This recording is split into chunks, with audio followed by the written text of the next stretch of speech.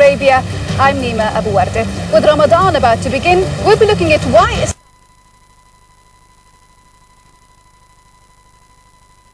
Will the development overshadow this holy shrine? Is it New York?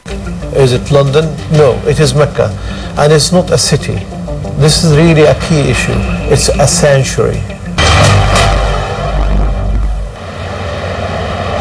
Every Muslim, if they are physically able and they can afford it, must perform Hajj here in Mecca at least once in their lifetime.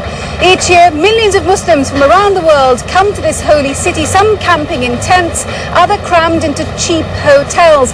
But as oil wealth rises, Gulf pilgrims are opting for the five-star option, fueling a massive boom in luxury accommodation. I went to Abraj Al Bayt, one of the first big developments about to be completed. There are 7 towers directly facing the Grand Mosque.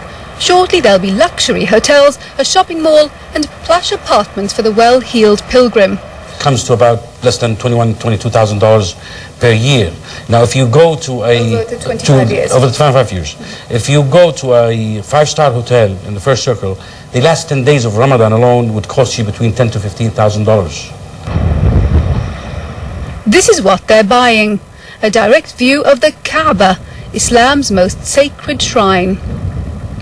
Saudi Arabia expects pilgrim numbers to jump from 2 million to 12 million in the next 6 years. It needs some way to accommodate all those people, so the government is demolishing a mountain to make way for new construction. The Jabal Amr project is just 1/10 of the developments planned by the government in a project that will completely transform the city. It's an enormous change for this historic place where for 1,400 years the Grand Mosque dominated the skyline. Now it's shadowed by skyscrapers. You talk about improving the number of chance for the new job? Good for Mecca.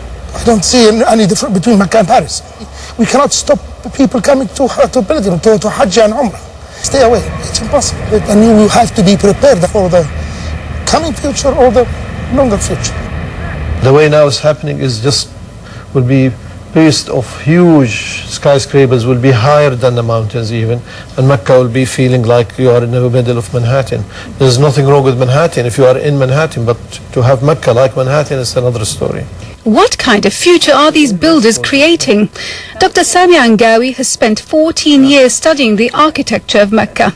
He says the city cannot be developed like any other. This is the big question. Is Mecca just any other city? Is it New York?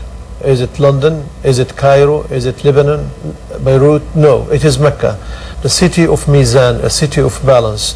The main priority is the house of God. Now all those buildings that are coming up, for one thing, they're not respecting the scale of the Kaaba and the relationship of the Kaaba, and they're not respecting the sanctuary. It's not respecting the cultural, it's not respecting the social, it's not respecting any of the other aspects that the history of Mecca, the evolvement of Mecca, which contains the seerah of the Prophet, the history of the Prophet. What then is the Mecca of the future? The developments are happening on the ground already. If it goes on like this, it will be Mecca-hatin. What we see in the ground is only 10% of what's coming. I want to avoid, and I really stress, to have a review. I really would like now people, Muslims or anybody, any believer, anywhere, anybody who knows what's right and what's wrong and have some experience, to give an advice, to say, and it is now or keep your silence forever, because now it is the time. If it is not said now, it's the last minute to save Mecca from what's coming, and I see it is a very bad picture, unfortunately.